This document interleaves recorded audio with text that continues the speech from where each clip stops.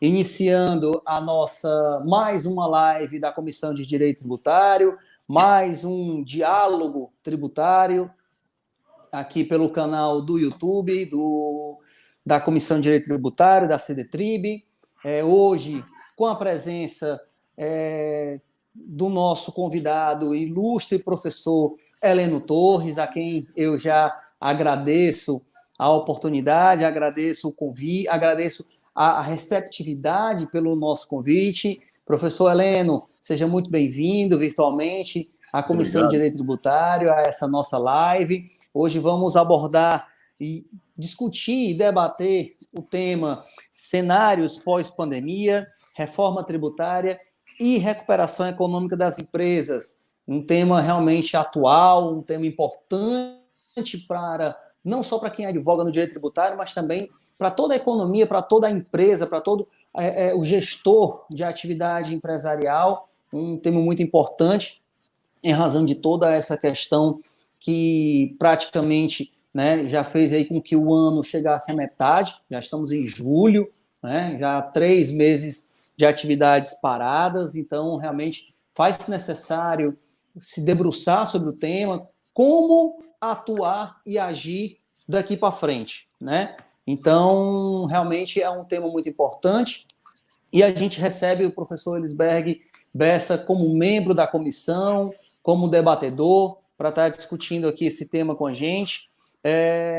Professor Elisberg, mas antes quero passar a palavra para o nosso convidado, o professor Heleno Torres. Professor Heleno, que é advogado, professor titular de Direito da Faculdade de Direito da USP, doutor pela PUC, mestre pela Universidade Federal de Pernambuco, conselheiro do Conselho Superior de Assuntos Jurídicos e Legislativos, advogado, parecerista e um professor de todos nós na área do direito tributário. Professor Heleno, em nome da OAB do Estado do Ceará, em nome da Comissão de Direito Tributário, quero aqui dar as boas-vindas. Seja muito bem-vindo a essa nossa live e vamos aqui fazer um diálogo profícuo, se Deus quiser. Professor, pode se apresentar.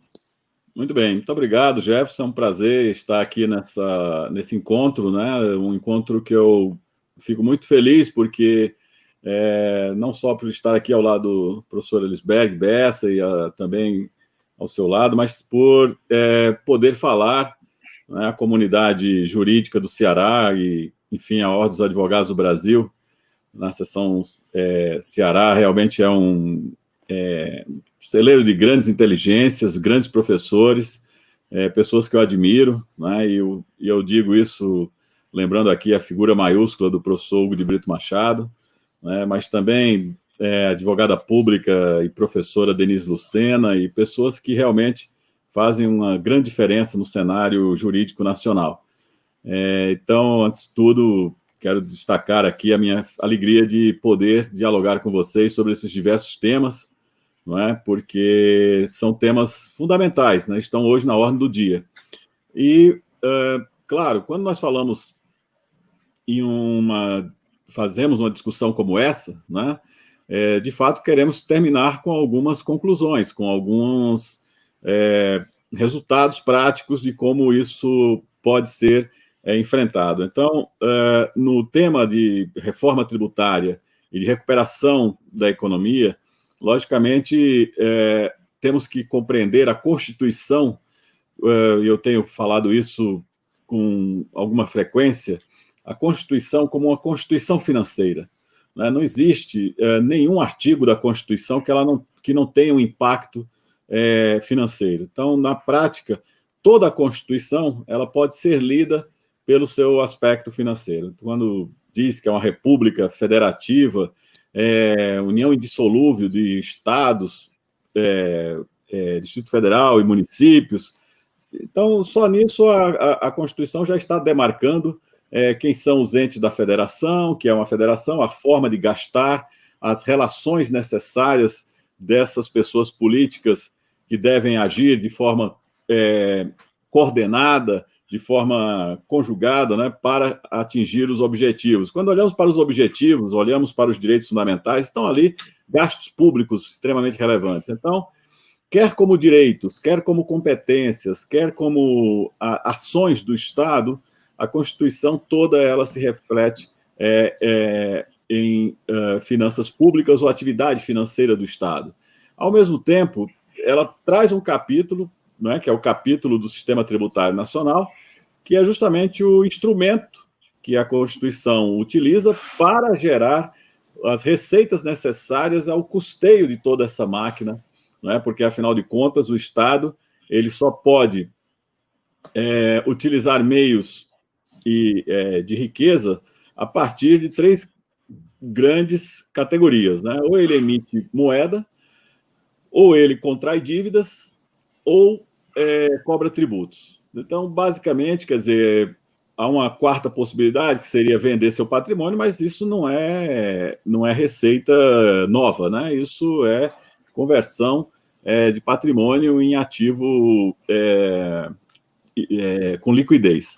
Então, na prática, o Estado tem aí uma tripla possibilidade, né, de seu financiamento. É claro que a Constituição trabalha com o sistema tributário, e o sistema tributário que fica, sem dúvida nenhuma, marcado por uma presença constitucional como nenhuma outra Constituição possui, né? Não há nenhum outro país no mundo que tenha uma Constituição tão sistemática, tão analítica quanto a nossa em matéria tributária, em matéria de tributos. E a Constituição, ela organizou as espécies de tributos, distribuiu-os em competências, estabeleceu ali uma série de limitações para criar novas regras jurídicas sobre essas competências, distribuiu em cada uma dessas competências, em alguns casos,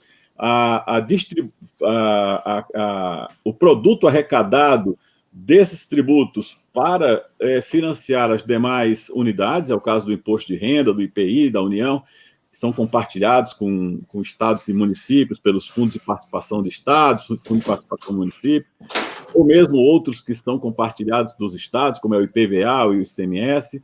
Então, a Constituição, de fato, ela organiza essas competências, a distribuição do produto arrecadado e cria, então, uma série de garantias constitucionais para o contribuinte, para aquele que não é, o pagador de impostos. Então, esse sujeito recebe da Constituição uma série de garantias e é exatamente isso que caracteriza e diferencia o regime constitucional tributário, né? O regime, quando uma exação possui ou está sob a égide do regime constitucional tributário, é porque essa exação, ao mesmo tempo, tem que atender aquelas regras de competência, mas também submeter as limitações constitucionais ao poder de tributar.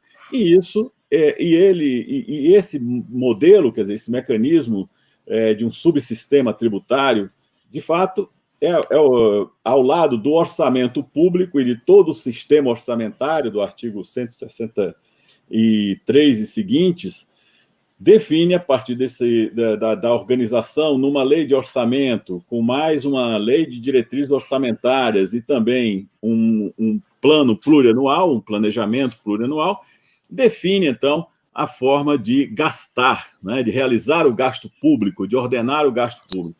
E tudo isso sob uma forte fiscalização, não só externa quanto interna, né, pelo Parlamento e o seu Tribunal de Contas, no âmbito externo, e interno pela própria administração. Então, esse sistema de arrecadação de tributos, realização de despesas públicas, foi testado agora, nessa pandemia, à exaustão, né? Nós vimos surgir, de repente, a emenda constitucional número 106, que flexibilizou regras da lei de responsabilidade fiscal, ou a chamada regra de ouro nas dívidas públicas, também flexibilizou regras sobre licitações e contratos, né? Então, uma série de mudanças que foram feitas a partir, provisórias, é claro, né, enquanto perdurar a pandemia, mas isso foi feito de forma bastante rápida e, eu diria, com razoável qualidade jurídica. Pois bem, agora, tudo isso para explicar a vocês o seguinte: o dinheiro público não nasce em árvore, né? Os direitos não nascem em árvore. Então, tudo claro que essas despesas que estão sendo feitas, elas serão convertidas em dívida pública, não é? Porque o Estado não tinha essa disponibilidade em caixa, há uma perda muito grande de arrecadação nesse período por estados, municípios, pela própria União, e, logicamente, ao mesmo tempo que a União está tentando resguardar aí algumas competências nos estados e também a dignidade da pessoa humana com esses pagamentos de auxílios emergenciais, logicamente que aqui está realizando com despesas a partir de receitas que ela ainda está por vir, está por arrecadar. E é aí que se coloca um grande desafio, porque além do processo de recuperação agora, né, dessas perdas que obviamente estão se acumulando, nós teremos também o acúmulo desse passivo com esses gastos emergenciais. Muito bem, somando tudo isso, deveremos fechar o ano com algo em torno de 700 bilhões negativos, né, de déficit público. E esse déficit público terá que ser pago pela geração presente ou pela geração futura. Pois bem, então este é o cenário, né? Agora, se nós olharmos para o que nós tínhamos antes da pandemia, nós tínhamos um caminho de reforma tributária que estava sendo trilhado de forma muito atabalhoada, porque vinha sendo tratada com um certo descaso pelo governo federal, aliás, nenhuma preocupação do governo federal, e tocada pelo presidente da Câmara, Rodrigo Maia, e nesse ponto, eu diria que o presidente Rodrigo Maia merece todos os encômios por ter mantido esse tema de pé, não é? Mantido o entusiasmo de fazer uma reforma tributária.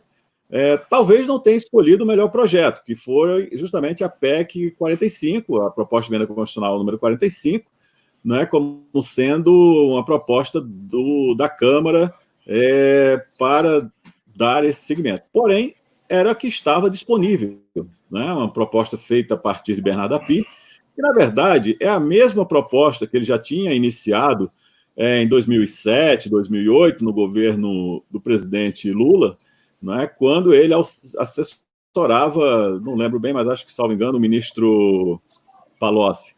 E agora renovada e talvez modificada e até mesmo concentrada na tributação indireta para formar um IVA. Né? Então, esse é o debate.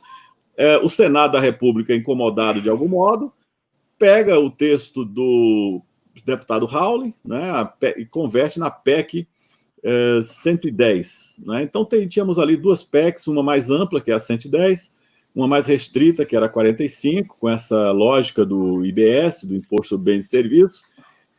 Isso estava posto. Em fevereiro, eu publiquei no Estado de São Paulo, o jornal fez uma entrevista comigo e eu destaquei isso, né? Eu disse que nós não podemos seguir com essa reforma tributária baseada em duas PECs que mudam a Constituição, estabelece um prazo de transição de 10 anos e, mais do que tudo, né, converte um tributo, como é o caso do ICMS, do IPI, ou mesmo do IPI, ou PIS e COFINS, no tributo com créditos financeiros, ok, isso é ótimo, porém que não possa ter nenhuma forma de incentivo fiscal, né, elimina todos os incentivos fiscais.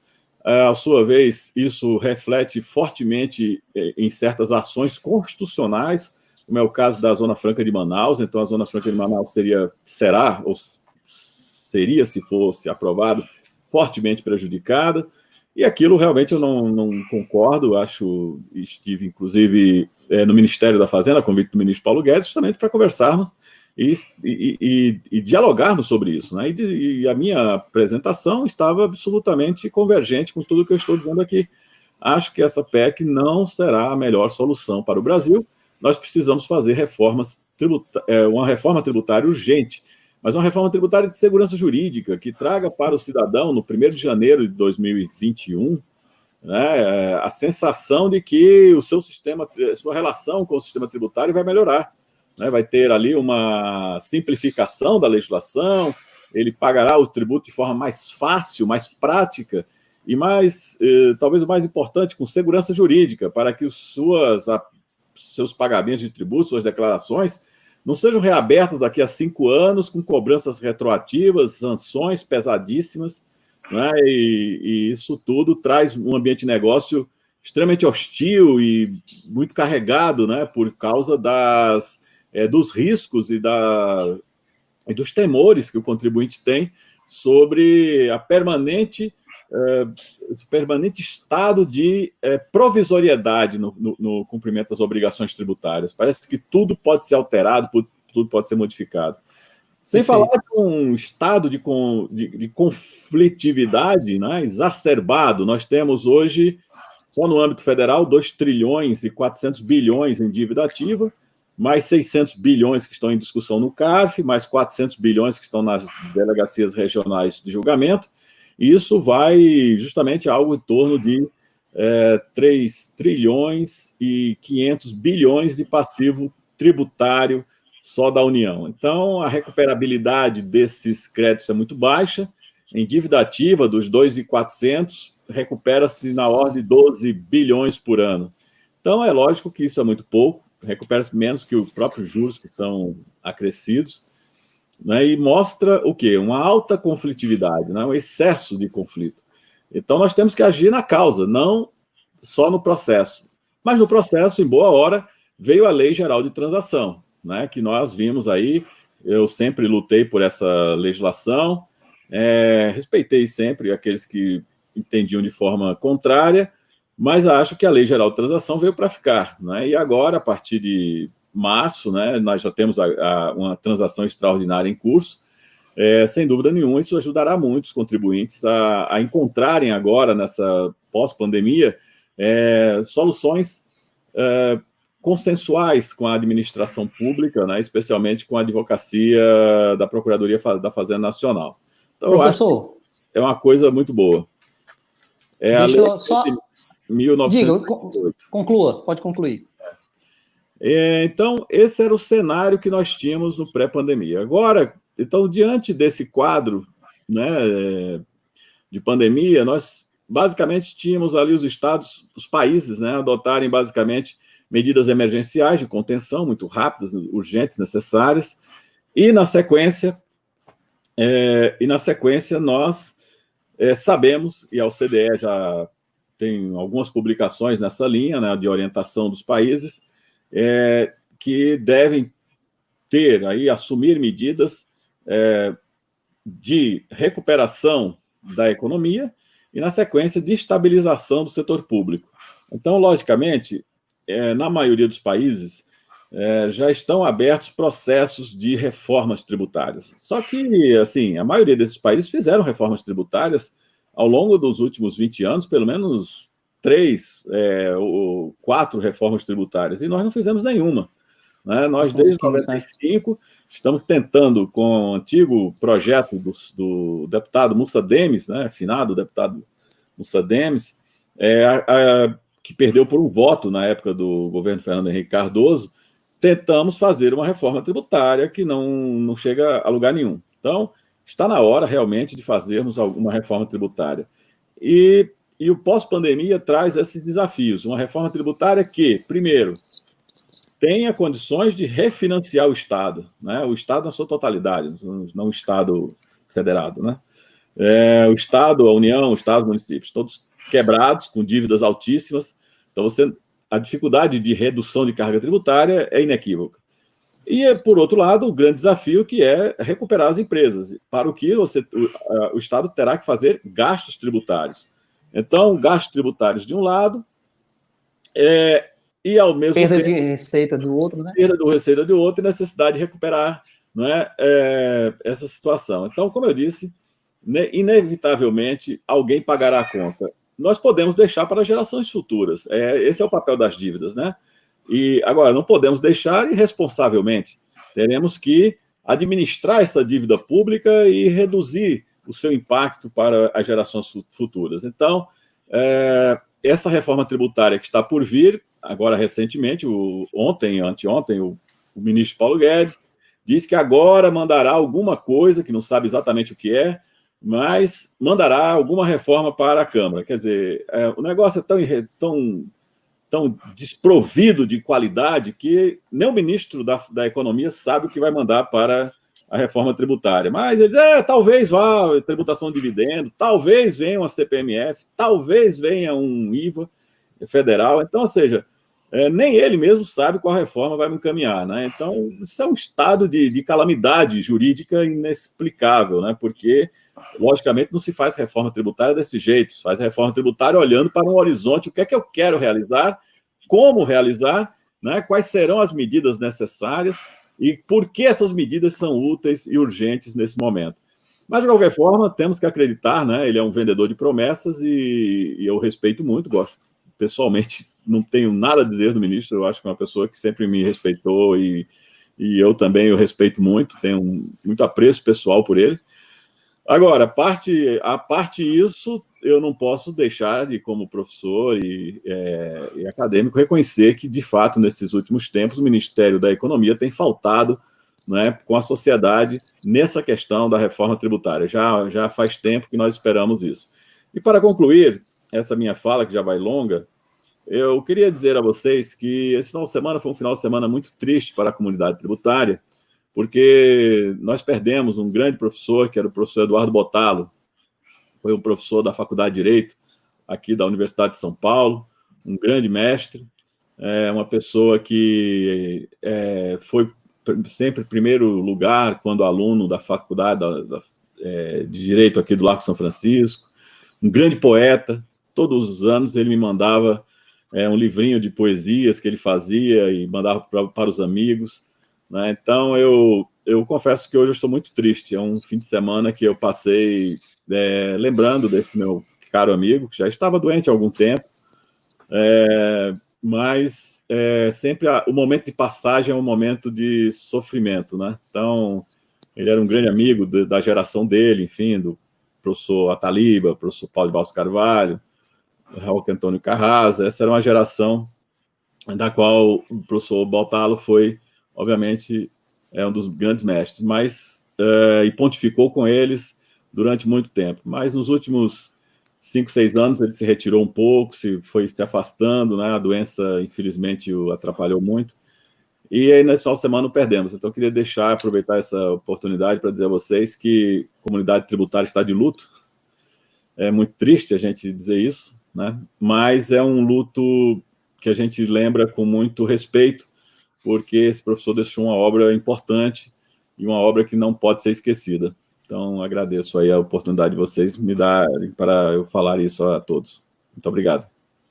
Obrigado, professor. Parabéns aí também pelo registro, né? Vai ficar aqui, como a gente falou no início, esse vídeo é gravado, apesar de ser ao vivo, e a Comissão de Direito Tributário já vai prestar também as suas condolências à família, aproveitando aí a sua bela lembrança, tá? Uhum. Professor, quero aqui, antes de passar a palavra para o nosso debatedor, professor Lisberg Bessa, mandar um efusivo abraço, como a gente tinha comentado, da nossa professora Denise Lucena. Ela nos assiste nesse momento, mandou aqui nas mensagens um abraço para o meu professor Heleno Torres, então fica aqui o registro. Quero também aqui registrar a presença de todos os membros da comissão. Estamos aqui realmente com uma presença bem expressiva dos membros da comissão, que também estão assistindo essa live ao vivo. O nosso primeiro vice-presidente, colega Hamilton também, nosso primeiro vice-presidente da comissão, também nos assiste. Então, fica aqui o registro, o abraço da professora Denise. E só, Elisberg, para lhe passar a palavra, eu quero também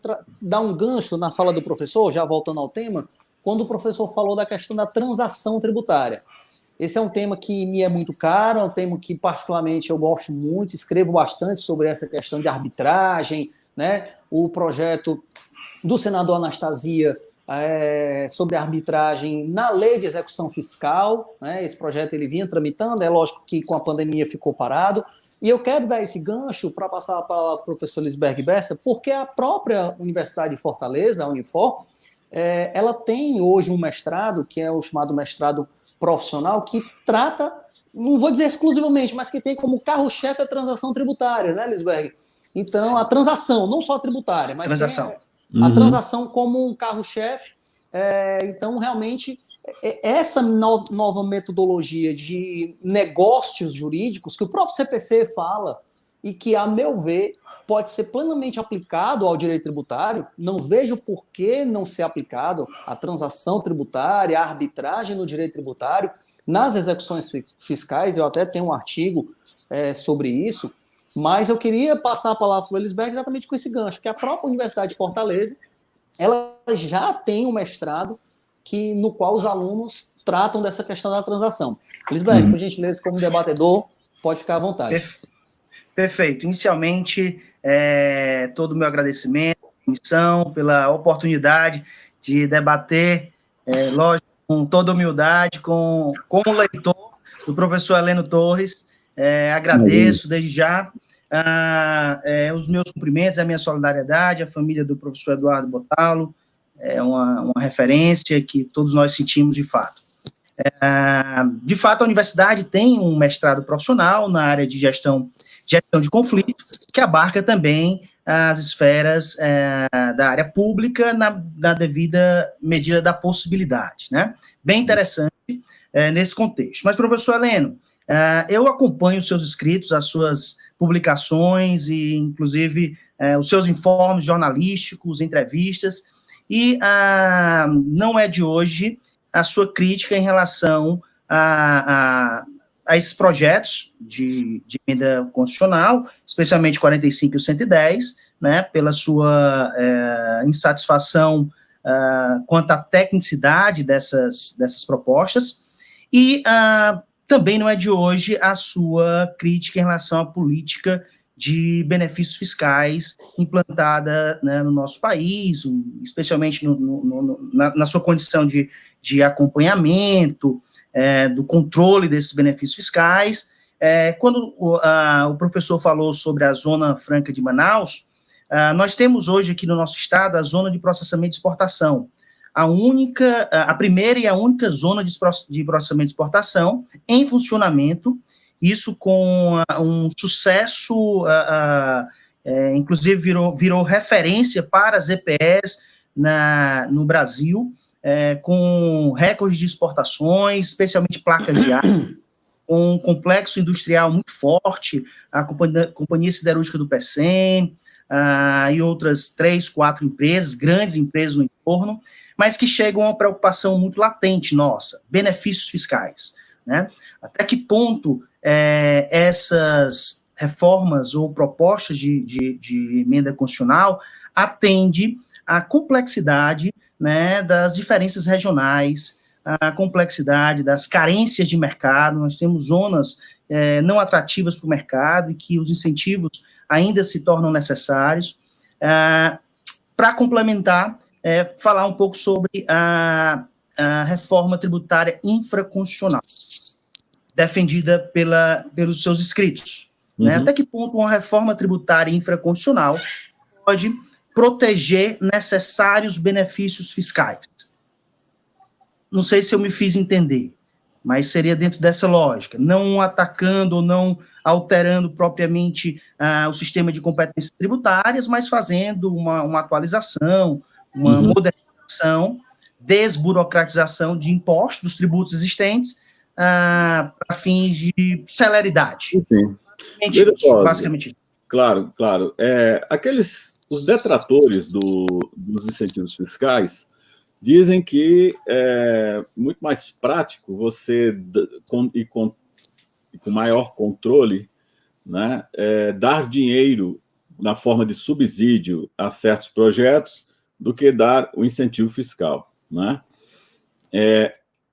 A melhor prova de que isso é um engodo está acontecendo agora mesmo. Né? Acho que todos os ouvintes escutam desde março o ministro da Economia anunciar que está liberando 700 bilhões, 300 bilhões, 100 bilhões. Números são sempre números alarmantes em termos de volume de recursos. Né? Você diz, bom, agora realmente não vai faltar dinheiro para as empresas. E agora, passados, portanto, já mais de 100 dias nesse estado de pandemia, nós vamos buscar os dados e encontramos que apenas 17% de tudo que, né, estava ali minimamente prometido para recuperar a economia foi aplicado. Então, isso vai matar investimentos. Basta ver o caso mesmo da TAM, que está tentando obter um financiamento junto ao BNDES e não consegue. Então, isso é uma falácia. Não é? Isso é uma falácia. O gasto tributário, ele, por meio de subsídio, de incentivos fiscais, reduções, reduções de base de cálculo, reduções de alíquota, etc., pode ser perfeitamente aplicável, desde que você tenha controle. O que eu não acho correto, e acho que o Código Tributário Nacional pode ser perfeitamente alterado naquele capítulo das isenções, etc., é criar algo que foi pensado em 2012, houve uma proposta no Senado, uma comissão que fez um projeto de reforma do ICMS e fez uma série de sugestões. Essa era uma comissão presidida por Nelson Jobim, o ministro Barroso participava dessa comissão, Ives Gandra, Paulo de Barros Carvalho, enfim, eram pessoas extremamente dedicadas à causa e ao interesse de fazer ali um bom projeto. E no final, tinha ali uma ideia de estabelecer limites temporais para os incentivos fiscais e controle finalístico, né?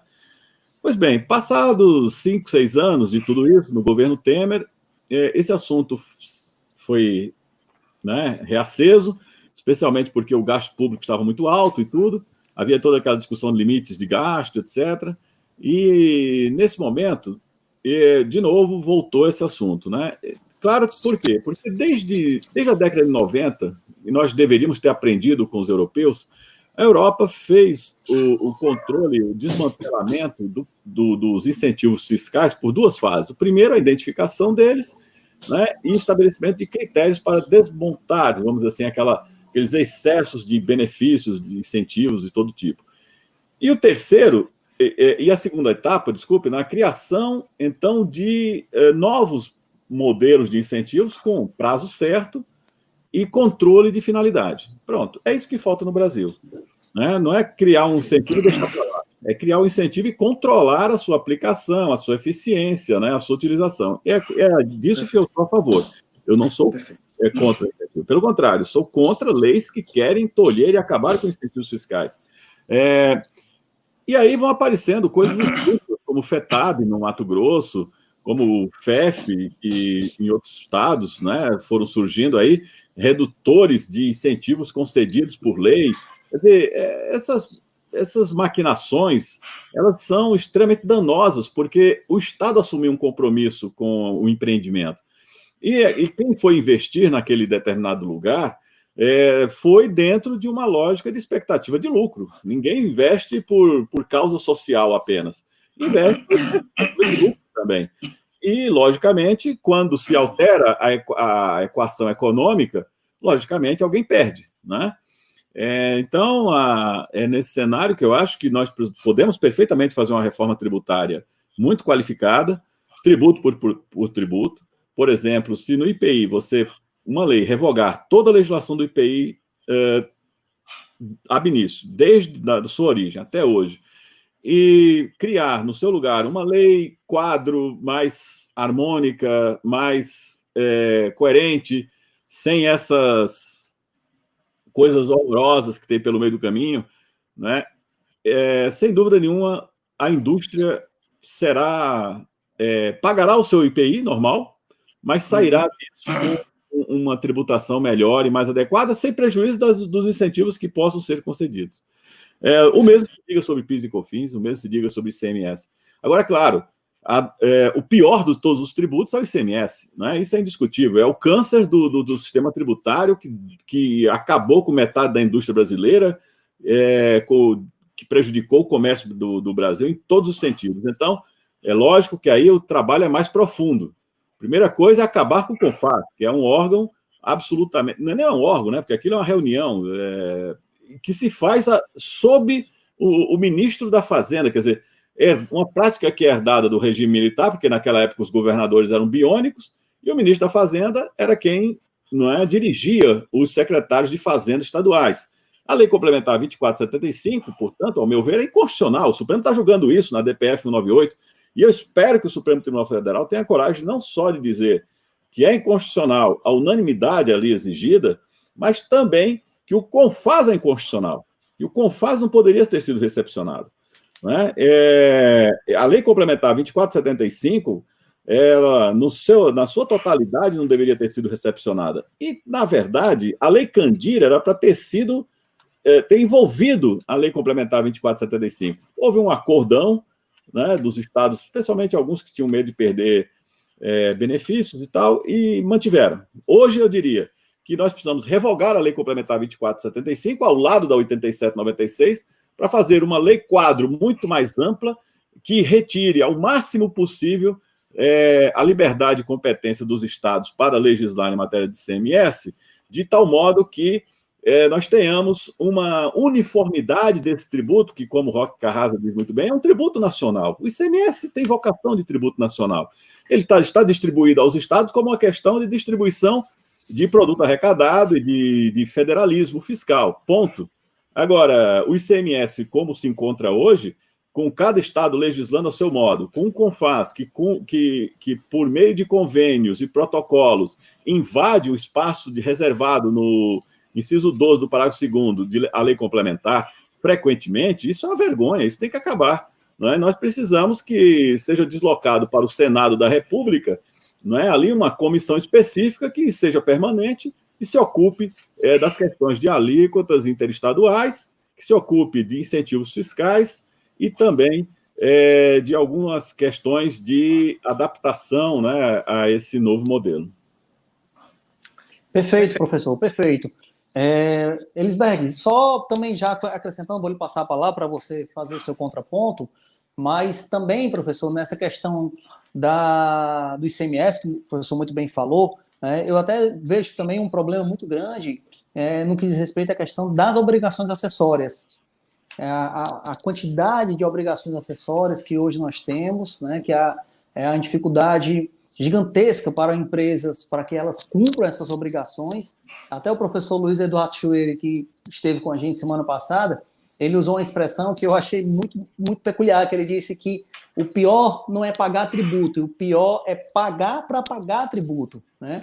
Então, essa questão da obrigação acessória que realmente hoje é um problema muito grande, essas obrigações acessórias, a quantidade que nós temos para que as empresas cumpram com todas elas, sob pena, claro, de multas, enfim, por descumprimento. Professor Elisberg, por gentileza.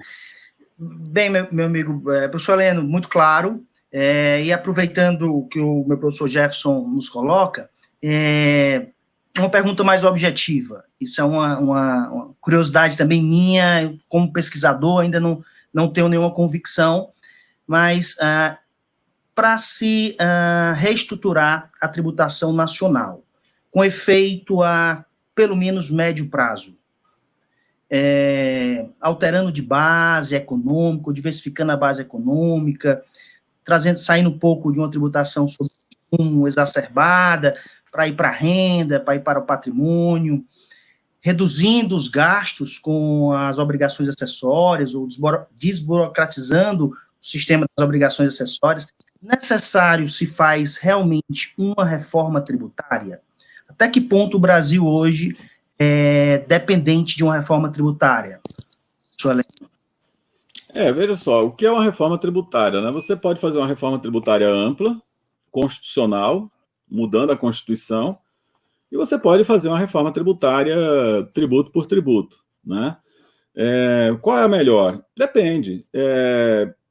Depende. Se o sistema não está funcionando, porque ele é muito evasivo, ou ele gera dificuldades intransponíveis, né, para o setor produtivo, etc., é perfeitamente possível você fazer uma reforma constitucional alterando realmente de forma ampla a sua base, a sua estruturação. Foi o que aconteceu com a Constituição de 88.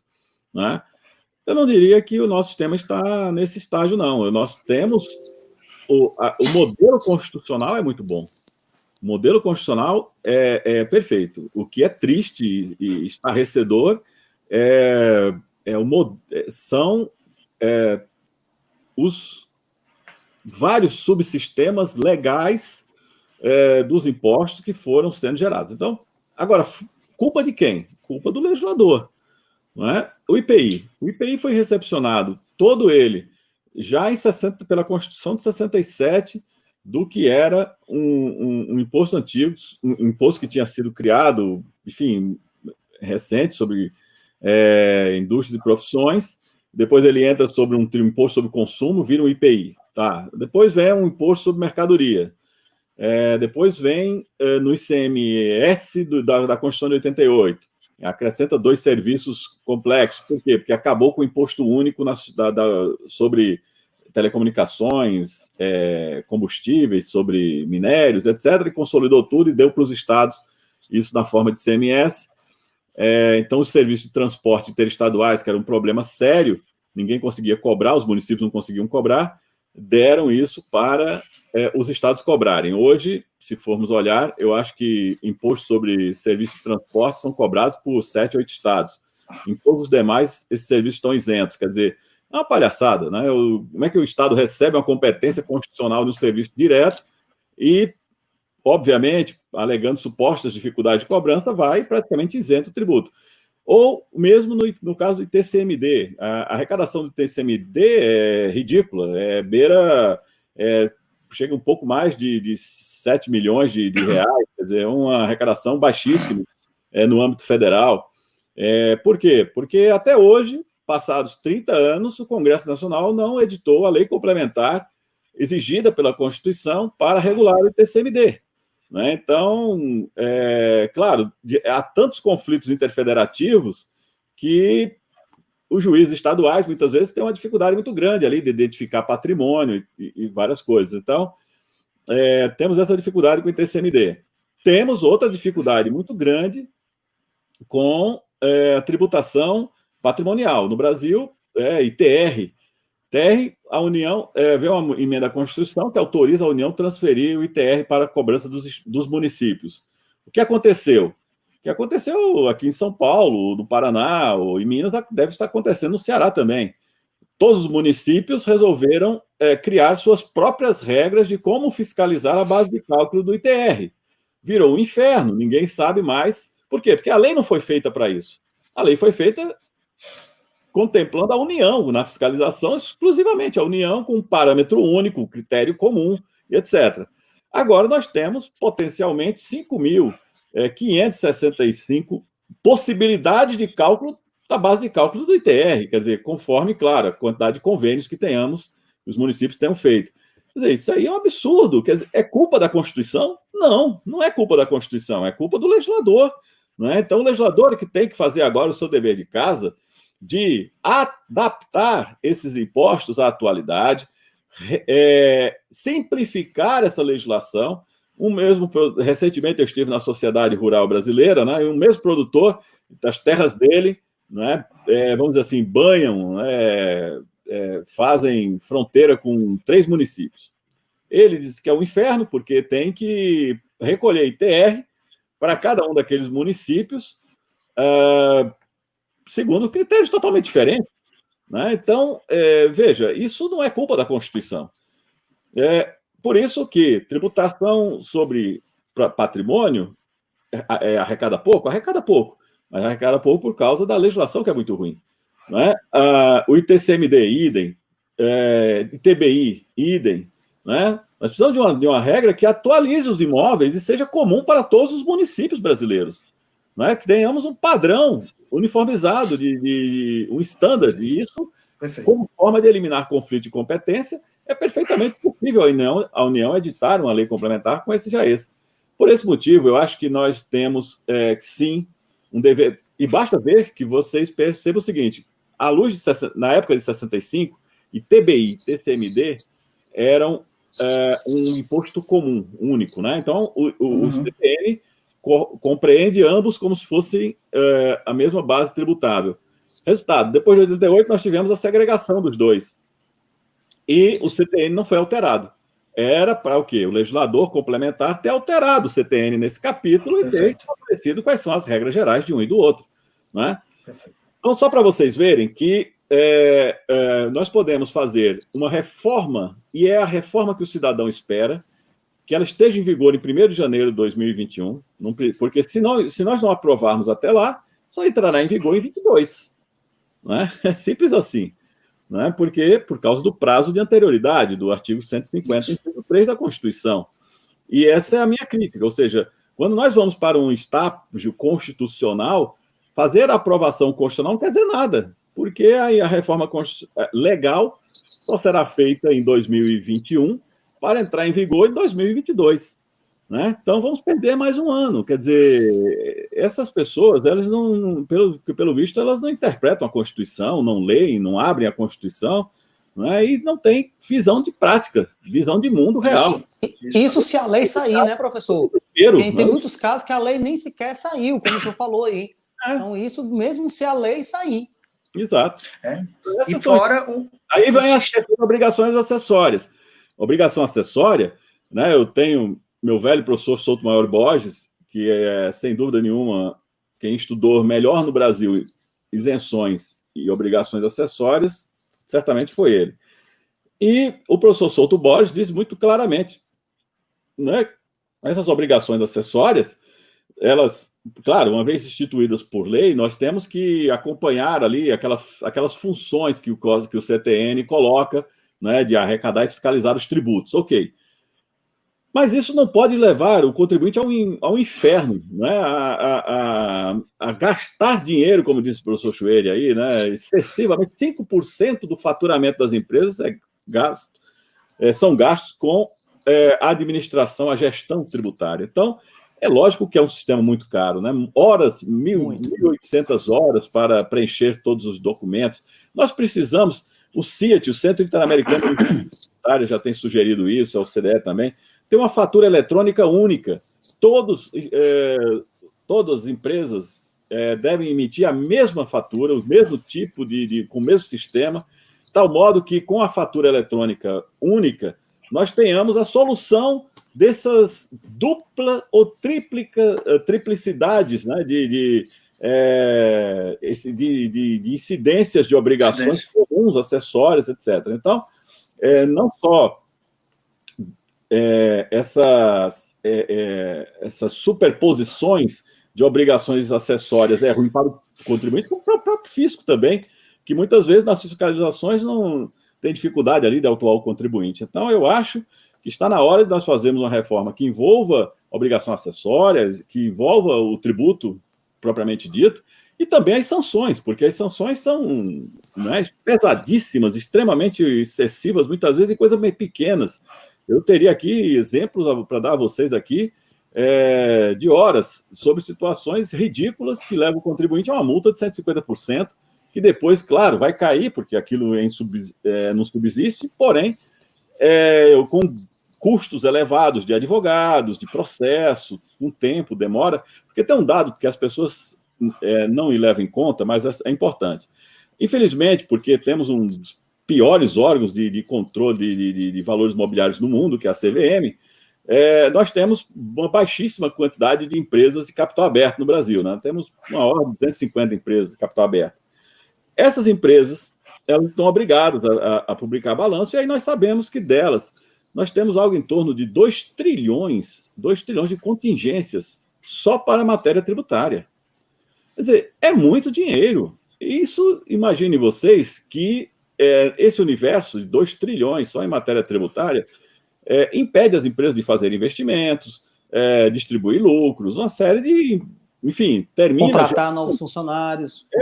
Termina gerando dentro do financiamento da empresa dificuldades, né? Porque ele já não tem condições de pedir um empréstimo no banco com as mesmas condições de um outro que não tem a contingência naquele nível, né? Então, contingência tributária nunca é boa para nenhuma empresa. E por que essas contingências? Por causa da conflitividade excessiva, dos excessos de autuações fiscais desnecessárias, né? Você cria um conceito de insumo, aí pronto, aquilo ali vira um inferno. Não é para facilitar o respeito ao princípio da anterioridade, é para restringir o direito de créditos e a realização do princípio de anterioridade. Aí vem o STJ e diz, não, há uns critérios para que o insumo seja obtido, tem que ser necessário, atividade econômica, não sei. Pronto, aí começa, de novo, a restrição do risco sobre o conceito de insumo à luz da jurisprudência do STJ. Então, isso não tem muito... Não podemos mais viver sob essa lógica. Precisamos dar um crédito universal, crédito financeiro para todos os contribuintes de ICMS, de IPI, de PIS e COFINS. O contribuinte toma crédito de tudo, compensa e resolve o seu problema. Isso pode ser feito até mesmo por conta bancária, né? Podemos fazer uma conta bancária e tem um professor de Santa Catarina, Miguel Abud, eu acho, estou esquecendo o sobrenome dele, e ele criou esse modelo, esse sistema de uma conta corrente bancária onde se compensam débitos e créditos recíprocos automaticamente. Então, é isso que o contribuinte quer, porque uma das coisas que o fisco esquece é que crédito é imposto que foi pago na operação anterior, né? Ele simplesmente está tomando porque ele só vai pagar a diferença do acréscimo daquela operação.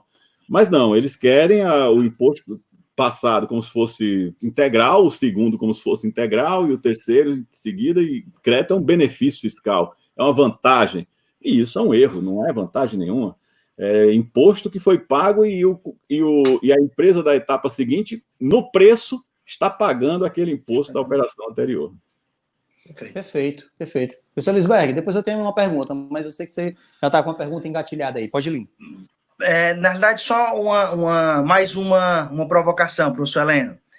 O ministro Paulo Guedes, em entrevista ontem na CNN, inclusive o programa, salvo engano, liderado pelo jornalista William Vac, sobre a retomada, né? Pós-pandemia, retomada. E ele falou, quase em torno de 1h30, mas não mais do que 10 minutos, ele tocou sobre reforma tributária e as suas ideias sobre reforma tributária. Também tentei captar o máximo, mas não consegui algo mais claro. O que não consegui, lhe confesso, mas alguns pontos que ele toca em relação à tributação sobre pessoa jurídica e pessoa física, numa condição de fazer uma reforma liberal democrata na perspectiva dele, que seria reduzir a tributação incidente de pessoa jurídica e tributar a pessoa física, inclusive dividendos, né? Qual a sua impressão em torno dessa perspectiva de reduzir tributação pessoa jurídica e, ao mesmo tempo, substituindo ou compensando com a tributação sobre dividendos, professor Heleno? Quando eu estive com o ministro Paulo Guedes, na agenda pública, enfim, uma agenda publicada pelo próprio Ministério, enfim, eu insisti com ele nesse ponto que, se fosse para tributar dividendos, essa tributação teria que vir acompanhada de alguma redução da tributação da pessoa jurídica, né? Porque hoje nós temos, há uma certa sandice no Brasil de que rico não é tributado, né? E aí vem agora, nessa época de recuperação, virar uma onda, e é uma onda internacional, dos chamados tributos de solidariedade. Alguns países estão chamando isso de health tax, como se fosse um imposto de saúde, né? Nesse sentido. E esses tributos, alguns deles têm incidido em aumentos da tributação sobre dividendos. Agora, tem um sentido nesse país, porque a base tributária deles está calcada, toda ela, na tributação da renda e do patrimônio. Então, isso tem um sentido muito claro. A base da tributação brasileira é consumo. Né? Você não vira essa chave da noite para o dia. E eu mesmo, a professora Denise Lucena, com ela escrevemos um artigo há uns 8 anos atrás, um pouco por aí, sobre tributação de grandes fortunas. Aí você vai olhar no Congresso Nacional, tem lá uns 7, 8 projetos sobre grandes fortunas, uns 5 ou 6 sobre dividendos, e também projetos de empréstimo compulsório que levam em conta a base patrimonial como se fosse um equivalente provisório de adicional de imposto sobre grandes fortunas. Quer dizer, ao lado destes, ainda você vai encontrar aumento da alíquota do imposto de renda de pessoa física, alguns projetos nessa linha, que vão para 35%, 46%. Isso. Tá? Enfim, tá aí. Tem um PL, que é o 2015 de 2019, que é o que está mais avançado nesse sentido. E ele recebeu um relatório do senador Cajuru, que é muito bom esse relatório, e ele, de algum modo, é que acena com essa redução de alíquota para algo em torno de 24%. A Itália reduziu a 27%, a Alemanha reduziu a 24%, Estados Unidos reduziu a 21%. Porém, essa redução de alíquota, não é um engano tolo, porque a base de cálculo é modificada também. Então, o que vai acontecer? Vai entrar em vigor uma tributação com a base de cálculo do imposto de renda fundada, em grande medida, em receita. Então, o que vai acontecer? Se vier esse IVA federal sobre bens, significa que a tributação de receita do PIS e COFINS, ela será camufladamente extinta, porque na prática isso vai ser tributado pelo imposto de renda. Não a 9,25% e o outro sobre lucro, mas a 24% sobre receita. Cash flow, basicamente. Sim. Imagine a arrecadação disso.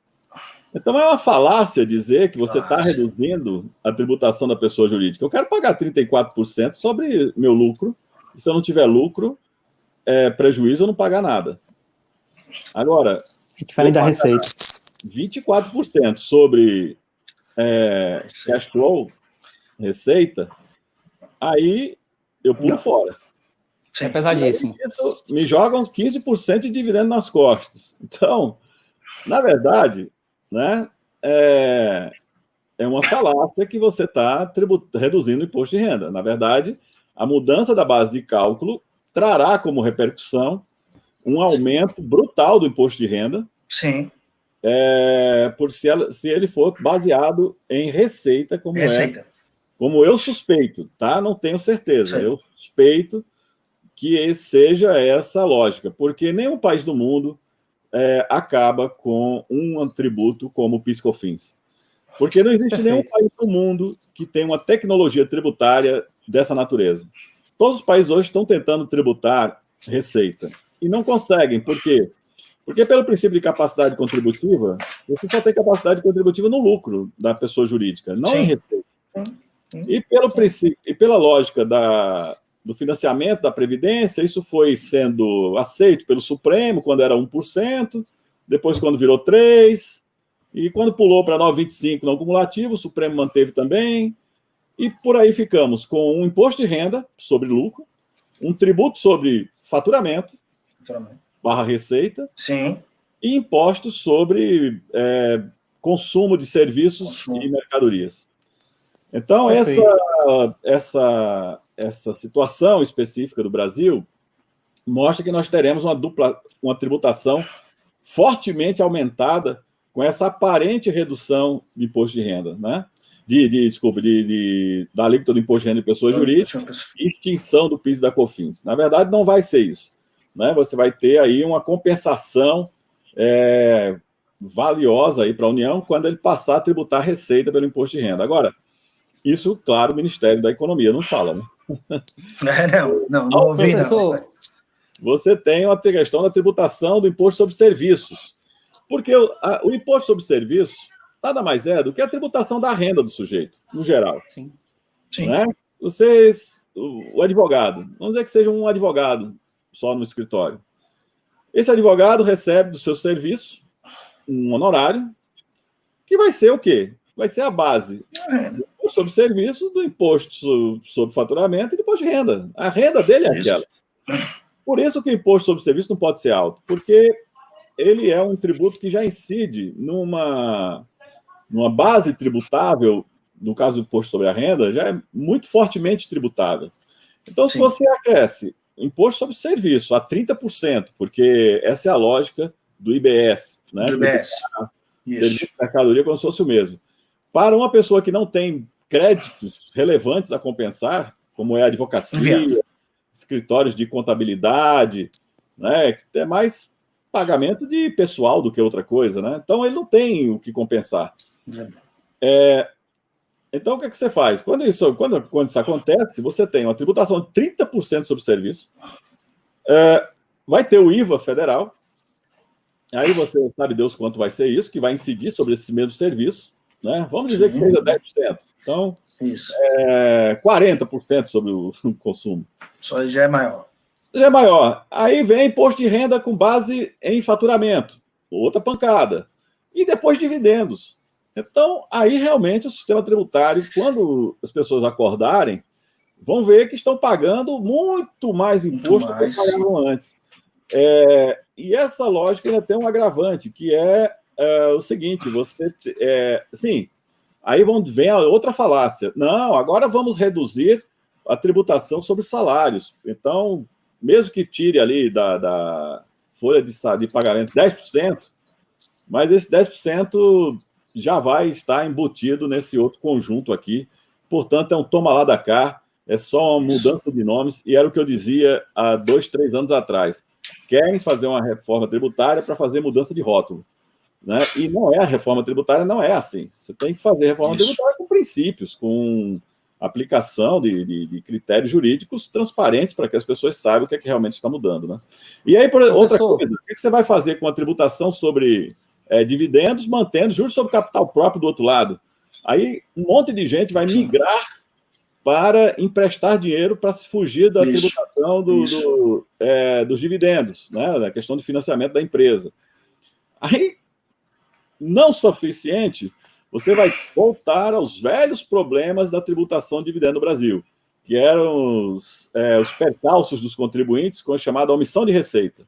Então, chega o fiscal na sua empresa, no escritório de alguém, enfim, na entidade, e começa a olhar para o tapete. Aí diz, bom, esse tapete aqui foi comprado pela empresa? Foi, tá, muito bom. Então, vamos ver lá na sua casa. Aí vai na casa do sócio, para ver se o que está na contabilidade é bens da empresa ou é bem pessoa física. Então, começa a ficar fazendo conta de tapete, de imóveis, de carro, de não sei o quê, para identificar a chamada omissão de receita. Isso. Esse filme, nós tínhamos acabado com ele, e eu lhes digo que era um modelo para o mundo, né? Porque você tributa na pessoa jurídica e esquece. Agora vamos voltar a essa discussão, ou seja, ser advogado tributarista vai ser sempre uma boa opção para... Professor, eu estava exatamente tentando implementar uma pergunta, mas eu acredito que já foi respondido pela nossa colega Adriana Fonteles, que era exatamente isso, perguntar o professor o que é que ele pensa da tributação de dividendos, né? Mas aí eu acho que o professor já abordou esse assunto, né? Acabou já falando um pouco sobre esse assunto. E eu queria, professor, um questionamento meu que passou um pouco o time, mas o senhor tocou nesse assunto. A questão que o senhor criticou, né? Evidentemente com muito embasamento, o CONFAS, né? Que ainda tem uma sistemática presidida pelo ministro da Fazenda. Na sua visão, professor, o que é que poderia, já que a gente está falando estamos falando em um país com proporções continentais, né? E com essa guerra fiscal que, teoricamente, o CONFAS serviria para diminuir e apaziguar essa guerra fiscal. Na sua visão, retirando-se o CONFAS, né? O que é que poderia ocupar esse espaço para dar essa uniformidade tributária geográfica, já que na visão do professor, o CONFAS ele não deveria sequer ser recepcionado, né, pela nossa Constituição de 88. Tem um projeto que eu estou cada dia mais simpático com ele, que chama Simplifica Já. É um projeto dos municípios. Eu, pessoalmente, não gosto quando eles entram nessa parte federal, porque eu acho que estão fugindo muito da praia deles.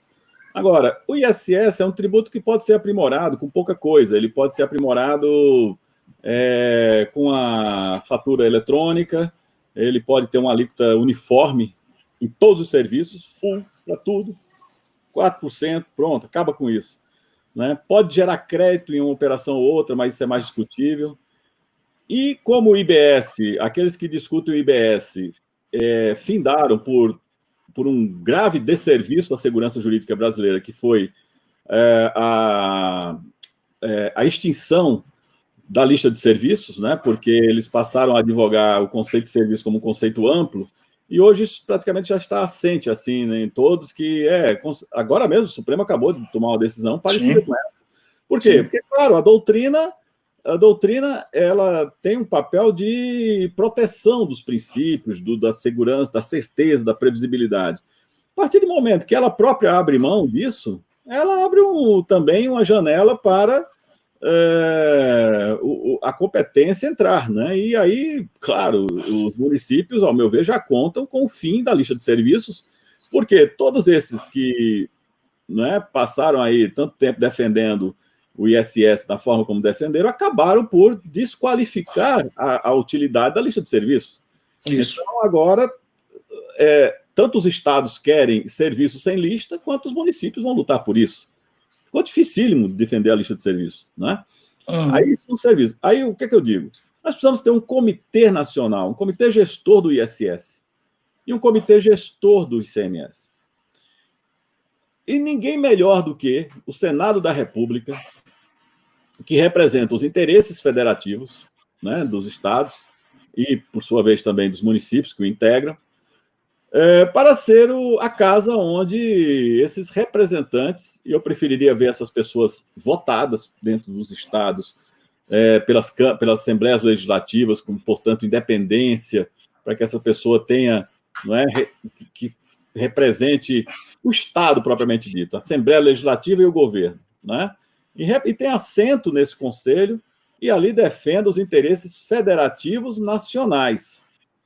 E aí o Senado da República é que teria a competência para a gestão desses dois órgãos. Por quê?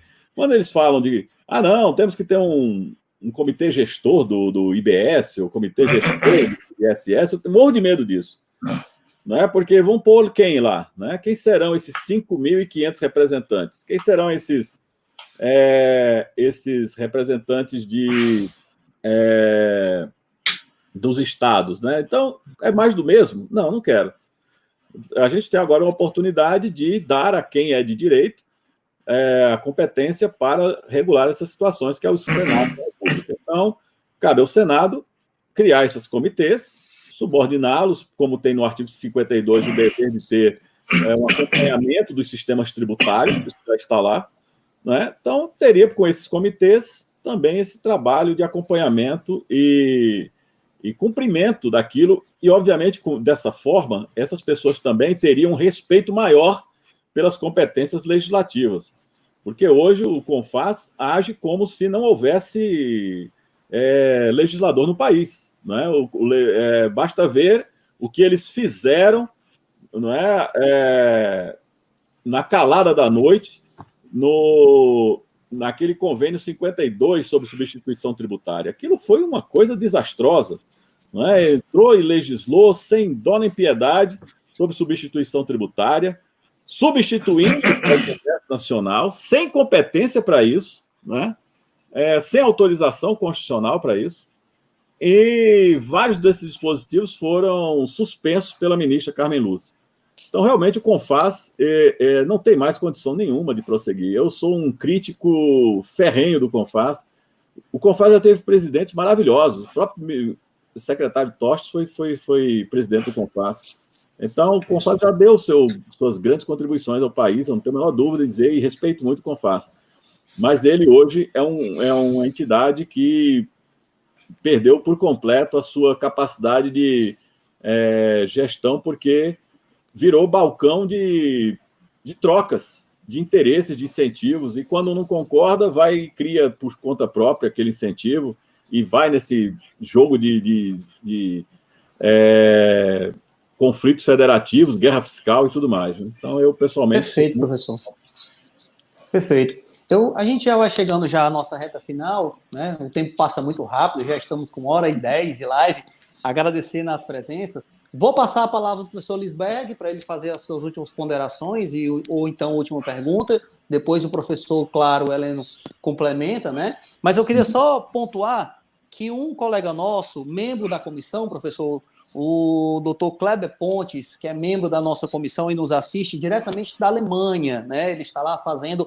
Kleber, me perdoe se eu estiver equivocado no que você está cumprindo, se é o mestrado ou doutorado. Depois, se você puder colocar aqui, ele está fazendo ou mestrado ou doutorado, daqui a pouco eu corrijo a informação.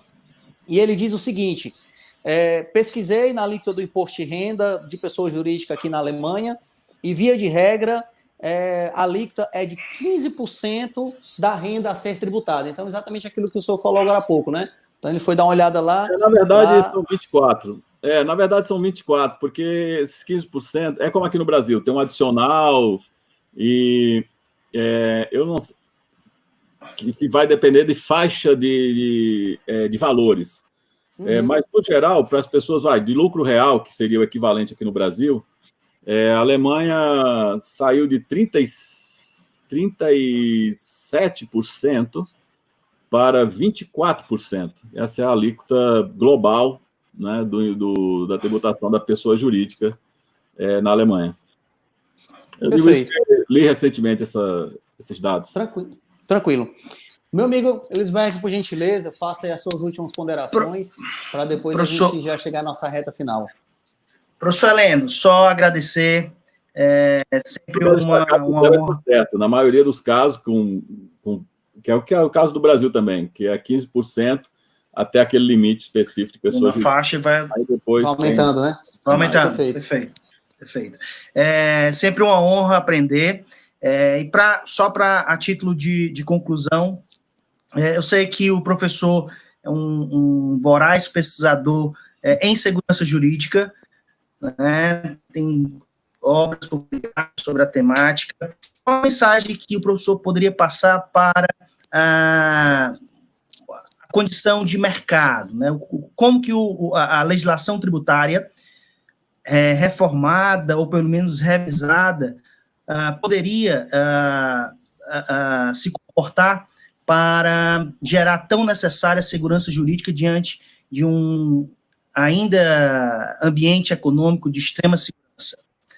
Então, medidas a curto prazo que a gente poderia contar com a legislação tributária.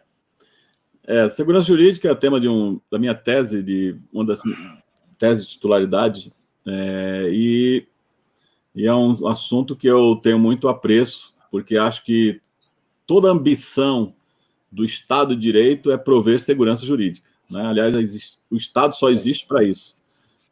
Segurança, liberdade e justiça são os 3 grandes princípios do direito, né, e que o direito persegue, e o Estado deve perseguir permanentemente. Então, segurança jurídica hoje está razoavelmente posta no seu maior desafio, porque nós estamos agora nessa reta final dessa fase crítica da pandemia, vendo ainda hospitais lotados.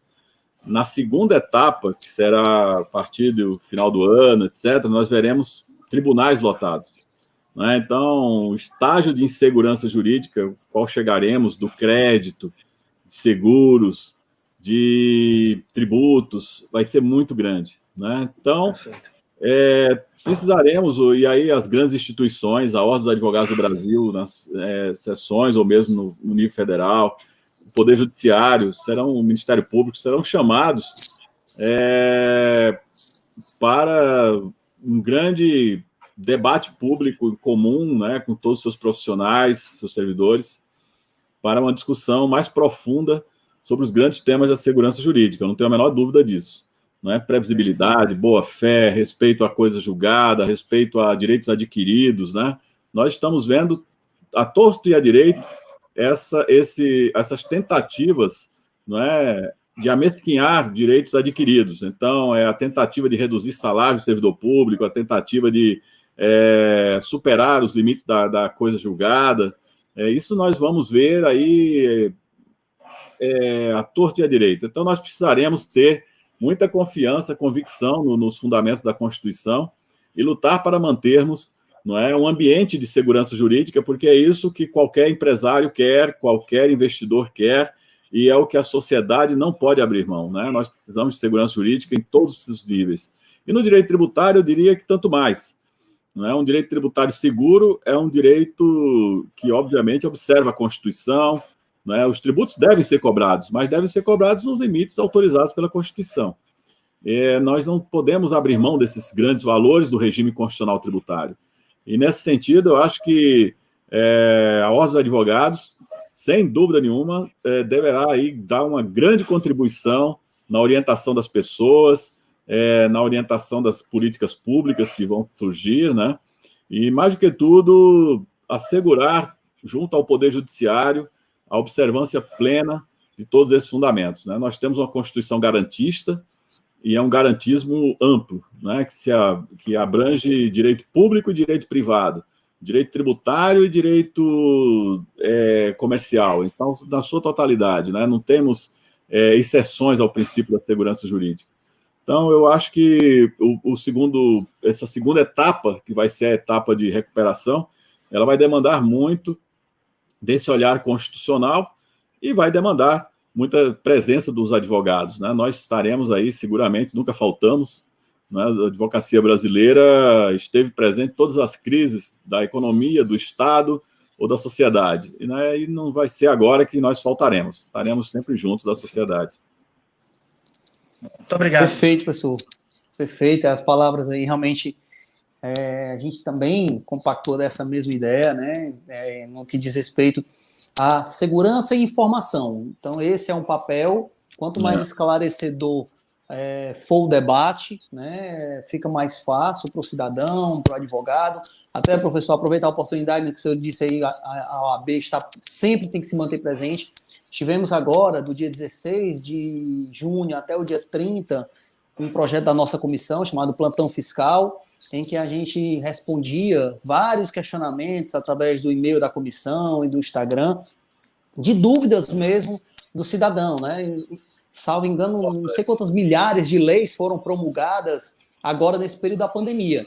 Se para a gente, conhecedor, advogado, estudioso, né, estudante, pesquisador, não é fácil você entender todo esse complexo, como o senhor bem disse, isso foi muito feliz nas palavras. Tivemos um primeiro momento que foi a questão da saúde, mas todo esse período de 3 meses, eu não tenho a menor dúvida que ele vai ter consequência por pelo menos aí 1 ou 2 anos. Consequências nas mais diversas áreas jurídicas, né? Tratando do Brasil, eu diria 1 ou 2 décadas. Décadas, exatamente. Então, nós respondemos vários questionamentos, porque, como eu dizia, se para a gente tem toda essa gama de dúvidas, né, Elisberg? Imagine o cidadão comum, que se vê diante de várias legislações e mudanças e portaria e decretos, e tendo que conviver com a questão da falta de emprego, da saúde. Então, realmente, um momento muito delicado para a sociedade como um todo. Então, agradeço pelas suas palavras, professor, e já chegando aqui quase a 1h30 de live. Muito obrigado pela sua atenção, pela disponibilidade. Fazer registro aqui que o professor Heleno, desde o primeiro momento, né, vou usar a palavra simples no melhor sentido da palavra, mas desde o momento em que nós enviamos um simples e-mail, o professor prontamente, através da sua secretária... Professor, me lembre o nome da sua secretária, que eu quero fazer... Dona Eloíde.